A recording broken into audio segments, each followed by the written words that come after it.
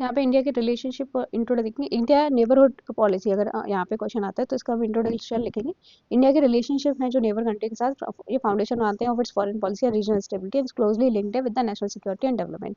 Conclusion दे सकते हैं, strengthening trust connectivity and cooperation, strengthening TCC trust connectivity cooperation in the neighbourhood is essential है for ensuring peace prosperity and regional leadership, for ensuring PPR peace prosperity and regional leadership. India Bangladesh relation पे आए तो हम question में लिख सकते हैं, तो इंडिया है और बांग्लादेश है, दे शेयर करते हैं deep historical cultural and economic ties, हमारी कैसे हैं, एस सी ई टाइज है, that is hack, that is deep historical, economic and cultural ties, making the partnership one of the strongest in South Asia. Then resolving the pending issue through the dialogue while enhancing cooperation can further strengthen कर सकता है vital partnership and promote कर सकता है RS. RS इनका का promote, RS means regional stability. Next है India Nepal relation की बात करें तो इंडिया नेपाल शेयर करते हैं unique relationship based on open border है, कल्चरल प्रॉक्सिमिटी है, strong people to people connection है।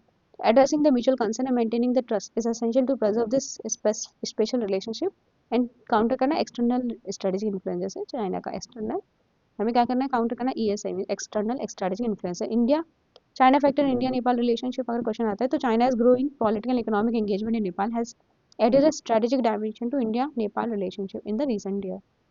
तो बैलेंस्ड डिप्लोमेसी चाहिए, डेवलपमेंट कॉपरेशन चाहिए, can help India maintain its traditional influence well respecting Nepal sovereignty, तो नेपाल की सॉवरेनिटी भी रेस्पेक्ट करेंगे।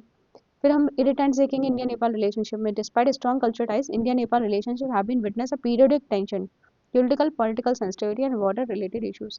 तो कहीं किसी भी कंट्री के साथ जो इशू है उससे अगर हमें क्वेश्चन स्टार्ट करना है तो इरिटेंट से हम ऐसे स्टार्ट कर सकते हैं, कंस्ट्रक्टिव डायलॉग और mutual respect can help reduce mistrust. अगर हम क्या करें, डायलॉग करें, म्यूचुअल रिस्पेक्ट करें, डीएम करें, तो हम मिसट्रस्ट कम कर सकते हैं and we can restore the warmth in the bilateral relationship, हम रिस्टोर कर सकते हैं warmth, we can restore the W warmth in the bilateral relation in the BR। then India Pakistan relationship की अगर बात करें तो इंडिया और पाकिस्तान का जो रिलेशनशिप है कॉम्प्लेक्स है एंड कॉन्फ्लिक्ट प्रोन है, तो हमारा कैसा है, दैट इज सीसी है। तो इंडिया पाकिस्तान रिलेशन सीसी है, सीसी मतलब कॉम्प्लेक्स एंड कॉन्फ्लिक्ट प्रोन है, shaped by historical dispute, security concern and political tension. तो shaped by HSP historical dispute, security concern and political tension. Lasting peace depend करता है sustain efforts से to address the core issue while ensuring the strong measure against the cross border terrorism. Maldives की बात करें तो India Maldives जो है वो शेयर करते हैं strategically significant participate that is rooted in maritime security, mutual interest and in the Indian Ocean region, strengthening engagement in corporation.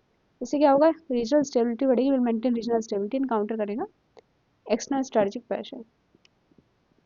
फिर बात करें श्रीलंका की, तो इंडिया श्रीलंका जो रिलेशन है influenced by geographical proximity, shared cultural ties है एंड इकोनॉमिक मैरीटाइम इंटरेस्ट है।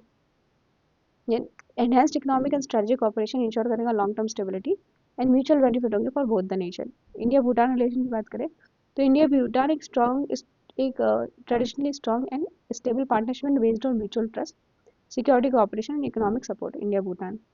फिर strategic with this special relationship will continue to contribute to the regional peace and development. India Myanmar के बारे में आए तो इंडिया म्यांमार जो है they are strategically important due to share border है, सिक्योरिटी कंसर्न, कनेक्टिविटी है to the South East Asia. Strengthening cooperation in infrastructure, trade and security, इससे क्या होगा, will enhance the regional integration बढ़ेगा, स्टेबिलिटी बढ़ेगी।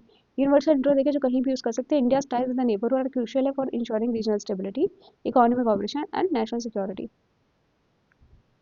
इंपॉर्टेंट और national security. Universal conclusion, a cooperative and trust based neighbourhood essential है for ensuring India's का long term growth, security and global aspiration.